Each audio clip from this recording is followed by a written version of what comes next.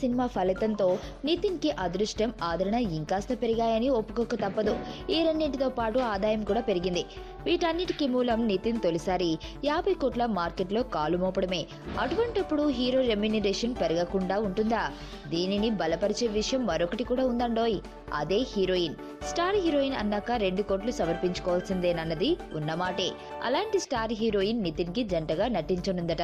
నితిన్ తో నటించిన హీరోయిన్లలో ఒకరిద్దరు స్టార్ అయ్యారు, కానీ స్టార్ హీరోయిన్లతో నితిన్ పెద్దగా నటించలేదు.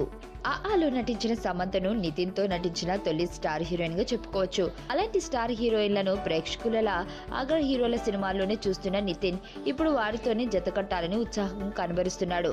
నితిన్ హను రాఘవపూడితో ఓ సినిమాకి సంతకం చేసిన సంగతి తెలిసిందే. ఈ సినిమాలో హీరోయిన్ పాత్ర కోసం శృతి హాసన్ ను సంప్రదించారట.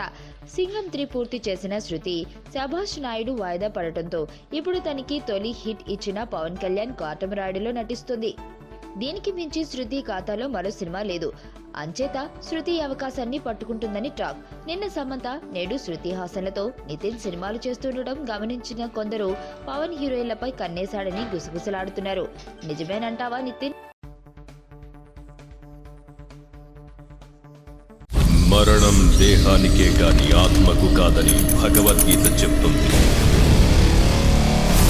మనిషి బరువెంతున్నా మరణానంతరం 21 గ్రాములు తగ్గుతుందని సైన్స్ చెబుతుంది. అంటే ఆ 21 గ్రామ్స్ బరువు